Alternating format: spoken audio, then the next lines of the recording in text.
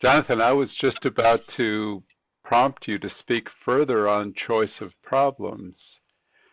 Do you have a particular perspective on good choice, bad choice of problems? Is accessibility the thing that you have in mind when you talk about choice of problems?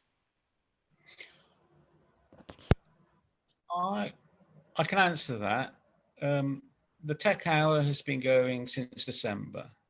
In February, I did a Tech Hour on accessibility, and 20 people turned up, all with a strong interest and a real mixture of people, and they have a passion and a determination and wanting things to go forward that is very refreshing. And they're also, because the nature of the problems they're dealing with requires them to think in a different way, they have refreshing, they're more open to new solutions. One of my former colleagues at the Open University had the Royal National Institute for the Blind, the UK organisation for the blind, do testing on the usability and accessibility of mathematical material that have been rendered for use by blind and visually impaired people. When you bring in experts from outside, if you do it well, and they did it well, you're inevitably exposed to things that you're not used to. So I'd say accessibility is not a problem. Well, it is a problem, but it's too big to be called a problem that you can tackle. You have to sort of, I'm in favor of small, simple projects that succeed. The Nobel Prize for Economics 2 years ago went to 3 people, and they proved, or sort of, you don't prove things in economics, but they did research that said that projects that are small, that have a community orientation and focus, are more effective than other methods in reducing poverty. I remember the name of one of them because she's the daughter of a mathematician, Duflo. So this is Duflo isomorphism in mathematics. So I remember that name. So small problems that will make a difference. Accessibility is a very important force that we need to be aware of. I think the web pages are very important, but the choice of the problem within that realm is quite difficult, and different people want to choose different problems, and to a certain extent that's good. The sort of problem, because of the sort of person I am and where I am, is to produce a small system that will produce accessible outputs for mathematics. I don't care what the inputs are. I want to know that the outputs are accessible, because I think that's the cutting edge. You know, if you want to produce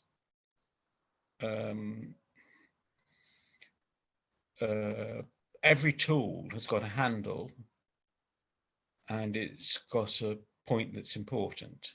A needle, the point of the needle is the point.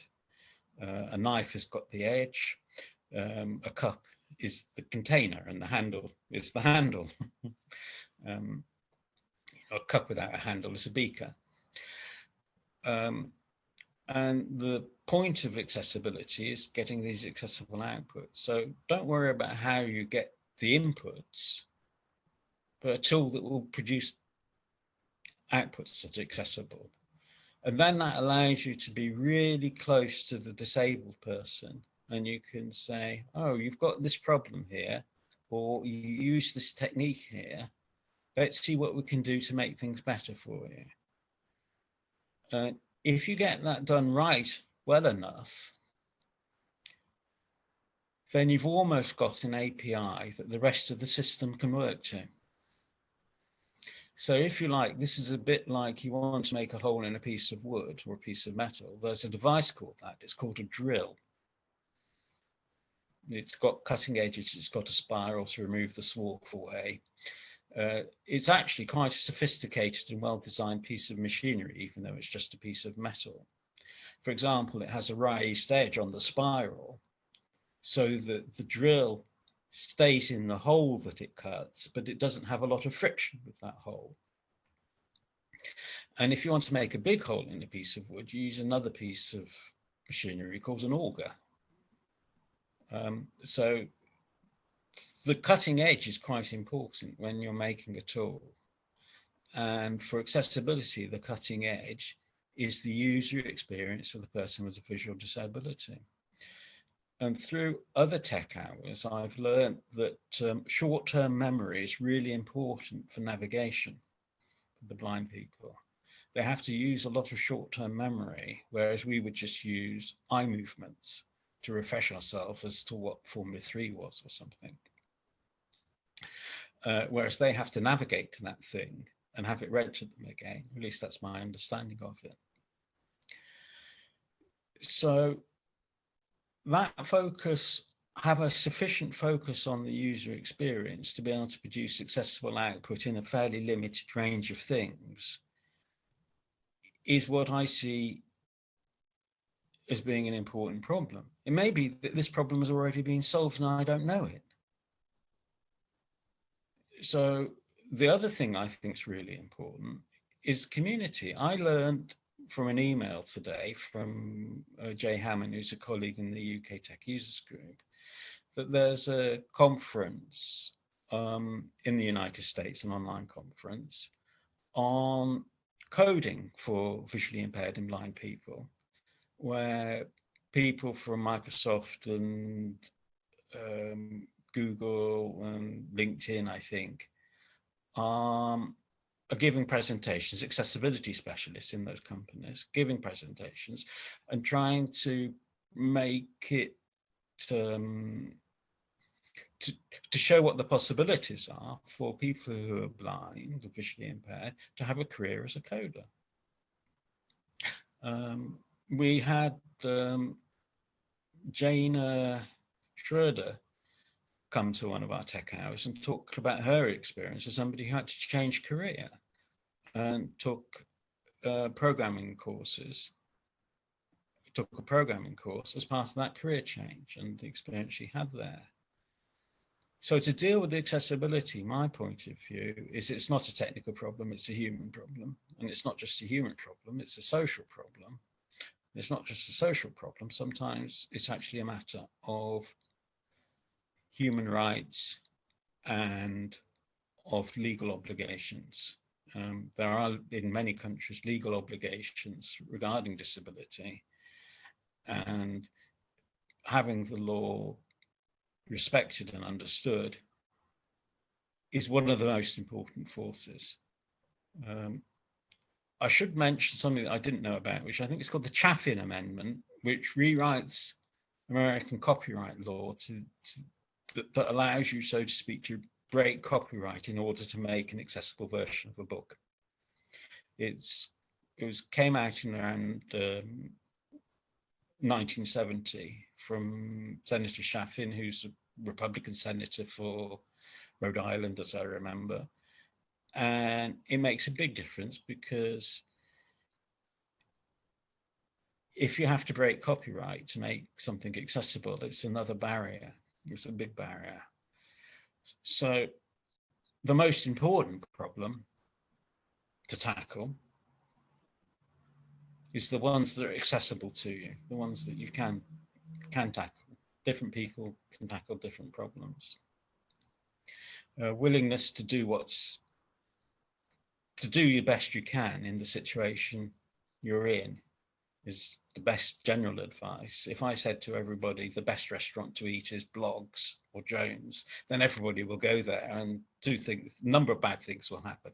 First thing is a number of good restaurants will lose customers. The second is that all the people who are going to that restaurant will have a pretty miserable time of it, because even if they do get in, it'll be crowded and horrible. That said, would like people to work with me on my problems.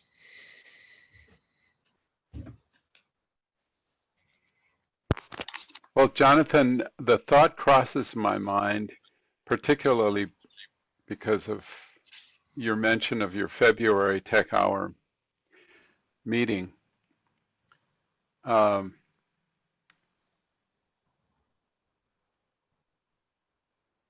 to have a focus on accessibility at, say, TUG conferences or conferences of other tech users groups, um, I think would be a good thing. And it would certainly serve the purpose of opening people's eyes to the fact that such issues existed and are of importance to other people. Um, there's a sort of insularity that can creep into things. I'm sure you've seen it. You're mindful of it. But we have to be very cautious about how to say this. We have to be very cautious about our own privilege. We enjoy a certain privilege sometimes where we get to be unthinking, but we get away with it anyway. And to be sensitive to other people's concerns, like for instance, for accessibility, in some respects requires us to abandon positions where we say, oh, you know, works for me, and that's all I have to think about, which is a sort of a moral statement of reductionism, if you will. So this is one of the places where an organization like TUG, for instance, you know, to lift up accessibility issues, I think would change the conversation. It would change people's minds. Perhaps it would change their hearts, and perhaps ultimately it would change what they do.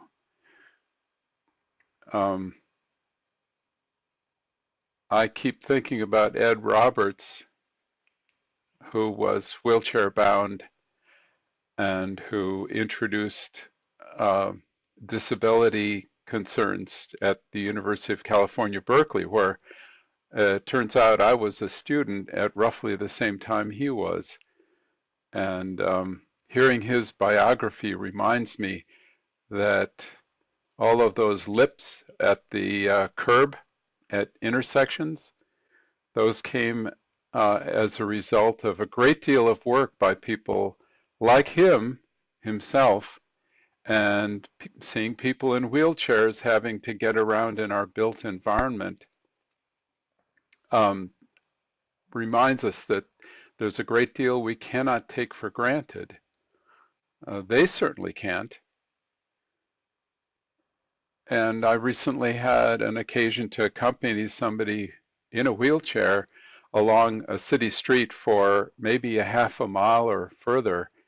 And I realized we totally did not support people who were wheelchair riders, even at this late date. So those of us who are abled, we have a privilege of being not mindful of those who are disabled. And what disabled people say is that I am not disabled. This environment disables me, this built environment with tall curbs that I can't get my wheelchair over, or for that matter, math documents that I can't read. So having some vehicle for a focus on accessibility wouldn't be a bad thing. It would be consciousness raising. And the fact that so many people came to your tech hour when you provided a focus on, uh, I'm not sure what you called it, but providing that focus attracted all these people. Who knows how many people would it be attracted to show up at a tug conference or some other conference. I'm mindful that there are many tech users groups all over the world, and some of them are bigger than tug. So, uh, tug is not the only player here.